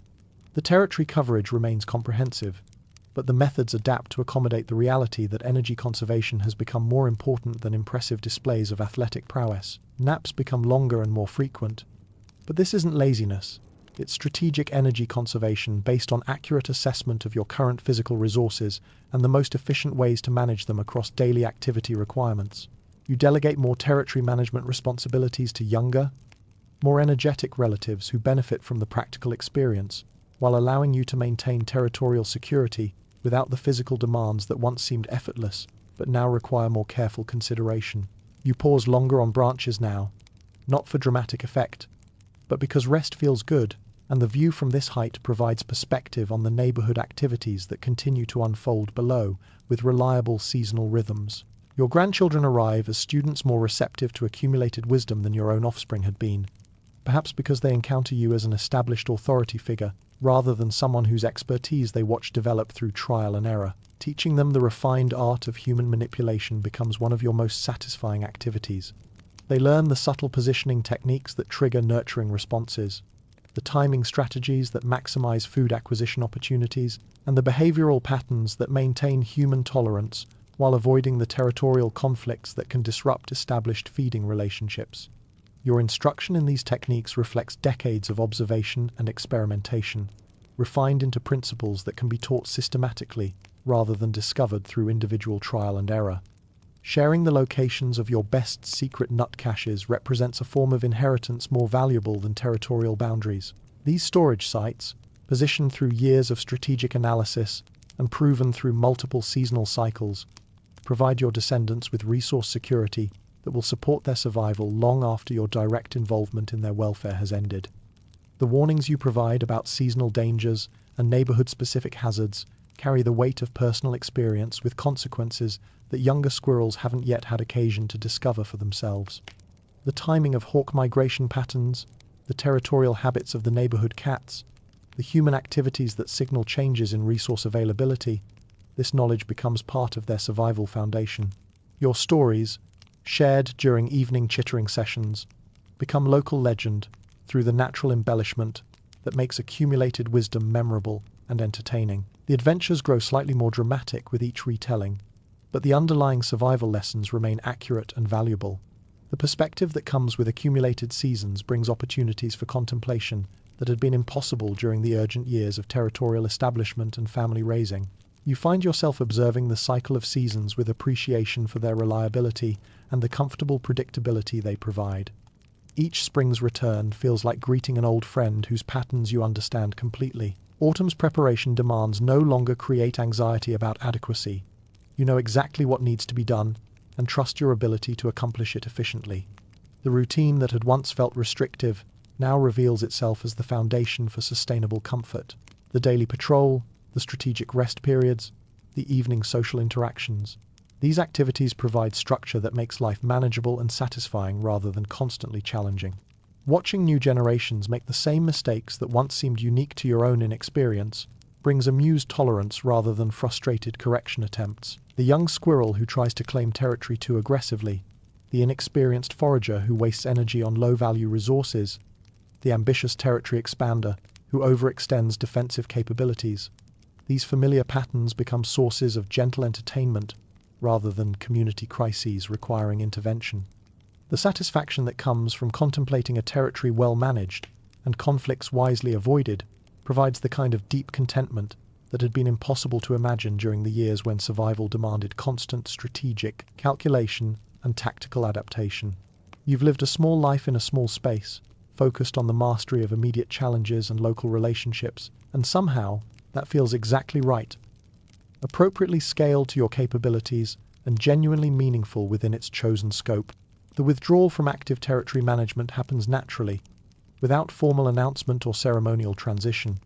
You simply begin spending more time watching and less time competing, delegating daily operational responsibilities to descendants who benefit from the practical experience, while you provide consultation and oversight from increasingly comfortable observation posts. Your morning patrols become shorter and less frequent, focused on the most critical territorial security issues rather than comprehensive coverage of all holdings. The detailed resource management that had once required personal attention gets handled by younger relatives who apply your proven strategies while adapting them to their own operational preferences. The afternoon foraging expeditions give way to extended rest periods that provide opportunities for observation and reflection rather than active resource acquisition. You maintain access to your favorite food sources, but the desperate urgency of accumulation has been replaced by strategic consumption focused on maintaining health rather than building reserves. Evening social activities continue, but your role shifts from active participant to respected elder, whose presence provides continuity and whose occasional contributions carry the weight of accumulated experience and proven judgment. The quiet dignity of age in a world designed for the young and quick requires adjustment to reduced physical capabilities, while maintaining the territorial authority and community respect that represent the true achievements of a life lived competently. One final spring morning arrives with the familiar promise of renewal, and you find yourself positioned in your favorite observation spot, the high branch of your oak tree that offers the best view of the neighborhood's daily awakening. Watching new squirrels discover their world with the same mixture of brotch, confidence and confusion that had characterized your own tumbling entrance into independent life decades ago. The scene unfolds with predictable variations. A young squirrel attempting its first ambitious jump between trees, calculating distances with the kind of optimistic mathematics that ignores the practical realities of physics and personal capability. Another exploring the bird feeder mysteries with the focused intensity of someone convinced they're the first to discover this obvious resource. A pair engaged in the territorial chittering that establishes boundaries and social hierarchies through the ancient diplomatic language of aggressive posturing and strategic positioning. Their activities represent the continuity of small lives lived with purpose and moderate competence, each individual squirrel navigating the same fundamental challenges of survival, territory, family, and community that have defined suburban squirrel existence for generations. Your contribution to this ongoing story has been keeping the neighborhood's nut economy running smoothly, maintaining the territorial stability that allows for efficient resource distribution, establishing the storage networks that provide security during challenging seasons, and creating the social relationships that make cooperative coexistence possible among creatures whose survival depends on successfully competing for limited resources. The work was never glamorous, rarely dramatic, and consistently focused on the practical details that make daily life sustainable, rather than the grand gestures that attract attention but don't necessarily contribute to long-term welfare. You fade out quietly, the way most lives do, having done exactly what you were supposed to do. There's something profoundly satisfying about the ordinariness of a life well lived within its natural limits, bounded by the realistic scope of individual capability and environmental opportunity, rather than inflated by fantasies about significance that extends beyond the immediate community where actual contributions can be made and evaluated. Your story contains no epic battles that determined the fate of kingdoms, no world-changing moments that altered the course of history, no dramatic confrontations between good and evil that required heroic sacrifice or supernatural intervention. Instead, it chronicles decades of successful existence, built through accumulation of competent responses to predictable challenges, strategic thinking applied to manageable problems, and the kind of persistent daily effort that creates sustainable solutions rather than temporary dramatic victories. The next generation inherits your trees, carefully maintained and improved through years of systematic territorial management. They inherit your hiding spots, positioned through strategic analysis and proven through seasonal testing. Most importantly, they inherit your hard-won wisdom about the practical realities of suburban squirrel life, transmitted through example, instruction, and the social relationships that preserve effective strategies across generational transitions. The inheritance includes not just physical resources and survival knowledge, but the understanding that a life focused on competent management of immediate responsibilities, respectful coexistence with neighbors, and strategic preparation for predictable challenges can provide genuine satisfaction and meaningful contribution to community welfare without requiring dramatic achievements or external recognition. And somewhere in a nest 40 feet up, another squirrel opens its eyes for the first time, ready to begin the same beautiful, boring cycle all over again, carrying forward the accumulated wisdom of previous generations, while discovering through personal experience the challenges and satisfactions that make individual existence worthwhile within the reliable patterns of seasonal change and community continuity.